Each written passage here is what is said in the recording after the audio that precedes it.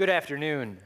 Thank you for that very warm welcome, June. I really appreciate it. And yes, it's been a wonderful story to have gone from being inspired by a Michigan Teacher of the Year and to be inspired by great educators in my career as a student and now as a teacher, and to be able to return that favor to the educational community and to Michigan has just been a true honor. So I'm really pleased and honored to be here today and to speak with you.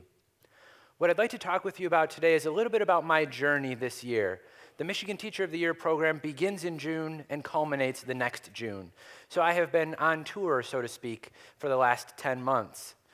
My reign, as some call it, will come to a close in the next couple of months, and I will go back to a classroom in Grosse Pointe teaching physics and chemistry come the fall. If you'd like to get in touch or learn more about my work, if you like anything you hear today, feel free to get in touch with me on Twitter or to check out some of the content that I have on my website. As you heard from June, I was a teacher of promise in the Network of Michigan Educators Recognition Program. I'm also a new dad, which has taught me a lot about education from a different perspective than I have ever had before.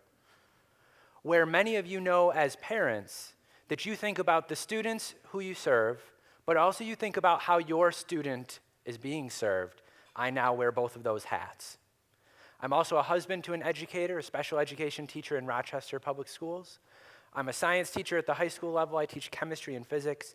And I'm an advocate of a program that I'd like to tell you a little bit about today that is out there to share, in a grassroots effort, the positive stories of success around our state in our schools. This program is called MichEd. It has a hashtag on every social channel. It has its own website, miched.net. And this is a team of educators who are passionate about developing and sharing stories of their classroom success. I wanted to share a little bit about my classroom today, but I was so inspired this morning by the video presentation, I thought it might be better just to show you what my classroom looks like rather than to tell you. So I brought a short clip that I'd like to show you now.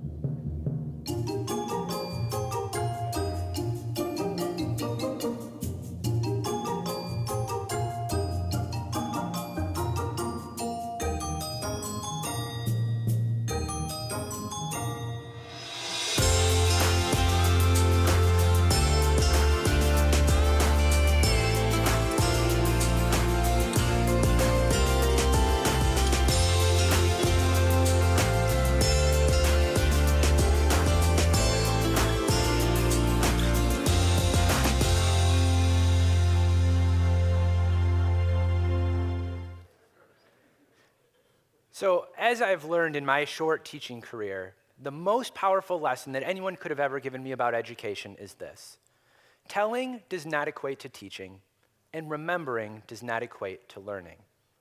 I have found that the evolution of education over the centuries and the decades, especially here in Michigan, has put us in a position now where we have unique opportunities before us.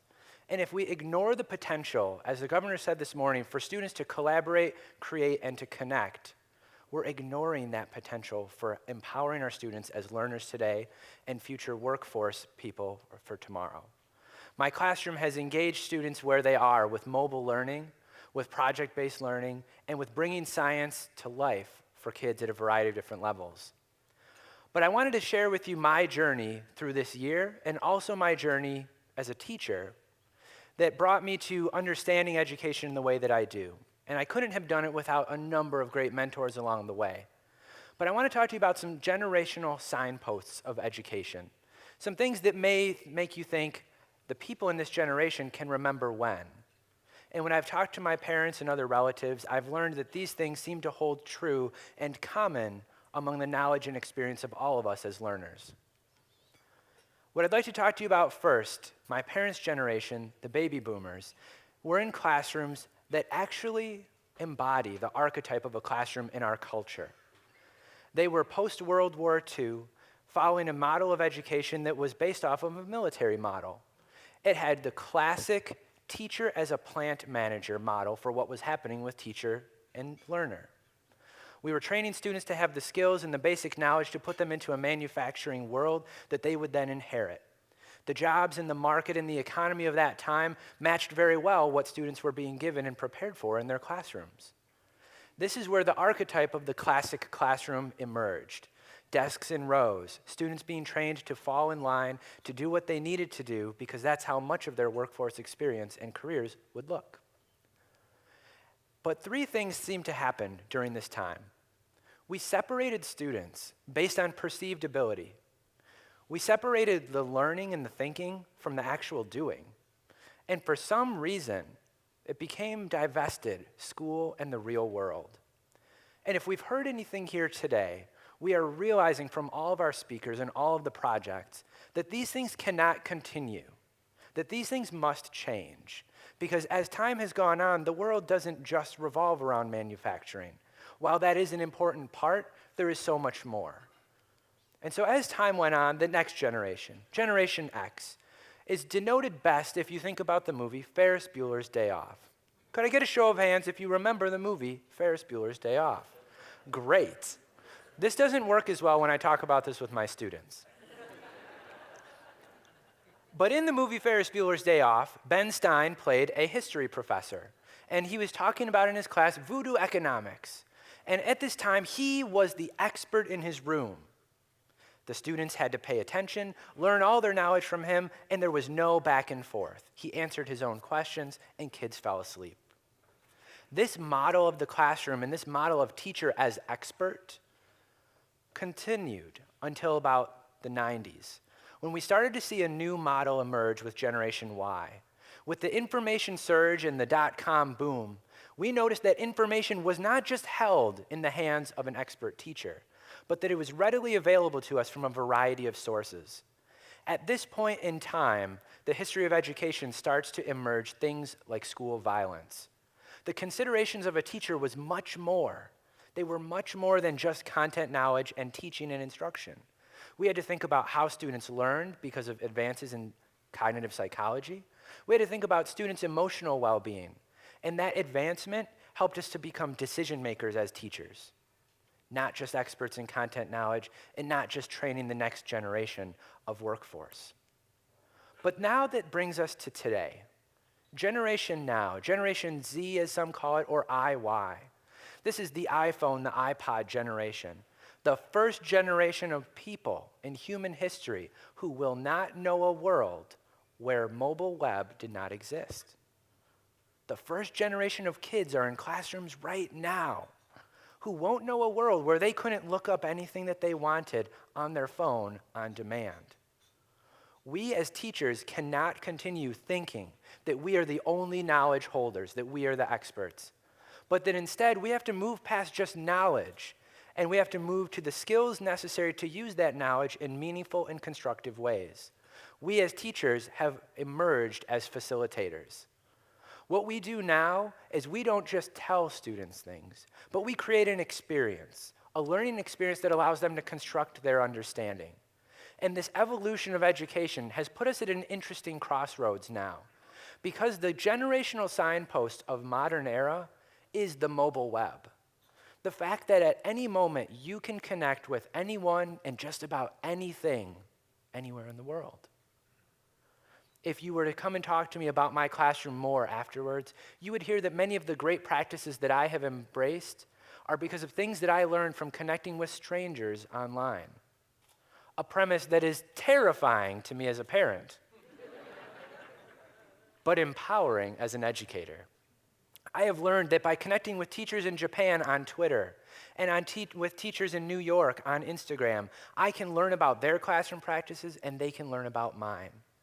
But also, in Michigan, we are leveraging the mobile web and we are leveraging the powers of communication that exist to help us connect with each other, learn from each other on demand and asynchronously without ever having to get next to each other.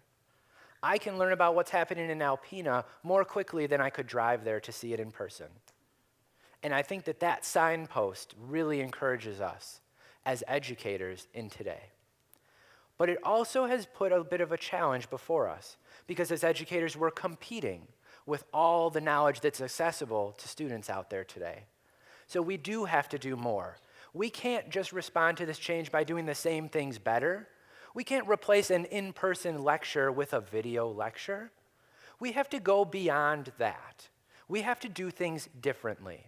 And so what I'd like to end here today with is a focus on how schools around the state of Michigan have done things differently. I'd like to talk to you about what the MichEd movement is looking to promote, what they're looking to share about the success of Michigan schools, Michigan educators, and Michigan students. The stories that we don't often hear about are the success stories that come in different ways than we have been trained to think about success in schools.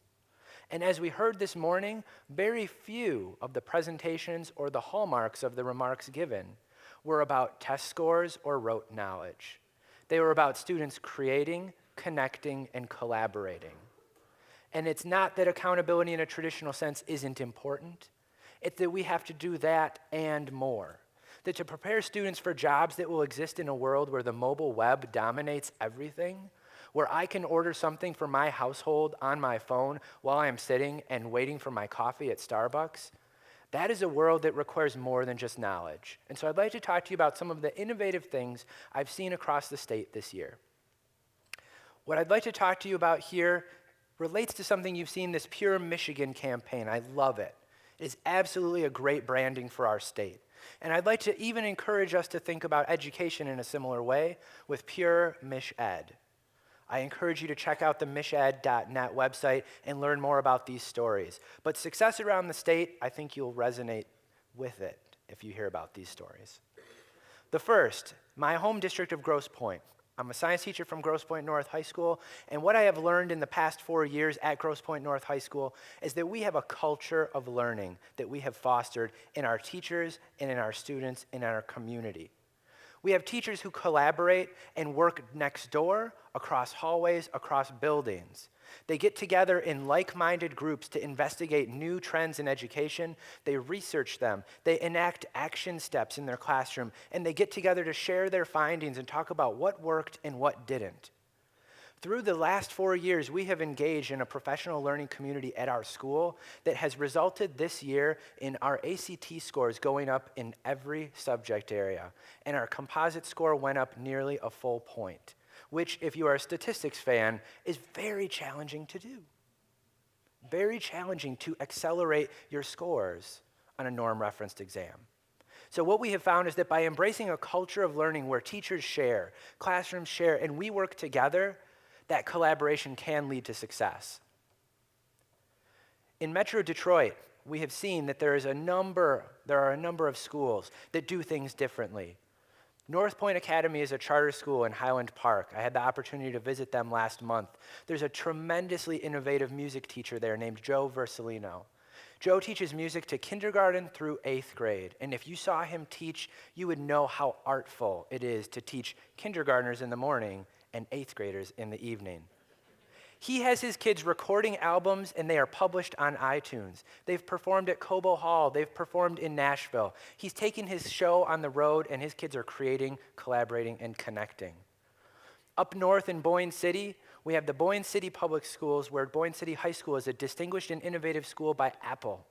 They're a one-to-one iPad school, and teachers and students there are creating content that's available on iTunes U to share with other teachers and other students around the world. In Jackson County, second graders have developed their own iPad app called Things to Think About. With the help of their Career and Technical Institute at the high school level, they've been able to both design, create, and distribute a fully operational app. You can download it for free. And the west side of the state at Kent Innovation High, students are embracing project-based learning. They're bringing English and biology together in new and innovative ways. And from the 9th grade on, they're learning that school isn't just about knowledge, but what you do with it. And then in DeWitt High School has this thing called the DeWitt Creativity Group. It embodies everything we've been talking about today. Kids explore their passions. They do projects that collaborate with businesses and groups outside in their community. They make a difference in the world, and they share their knowledge in meaningful ways. They're creating 3D printers as we speak in their classroom right now, based off of objects printed on another 3D printer that they did all the design and the programming for. That is success in Michigan.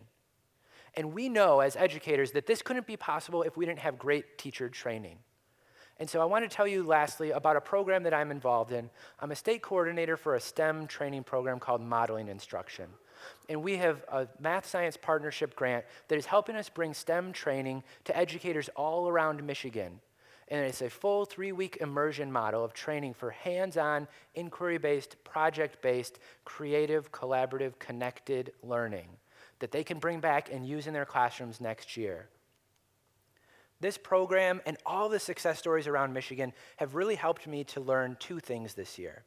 The first is that as educators, we need to know our consumers.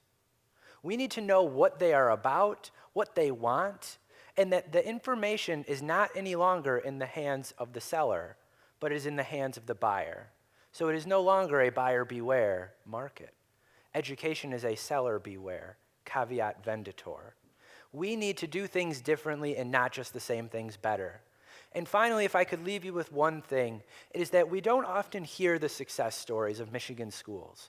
We hear them in our local communities, but they're not often amplified.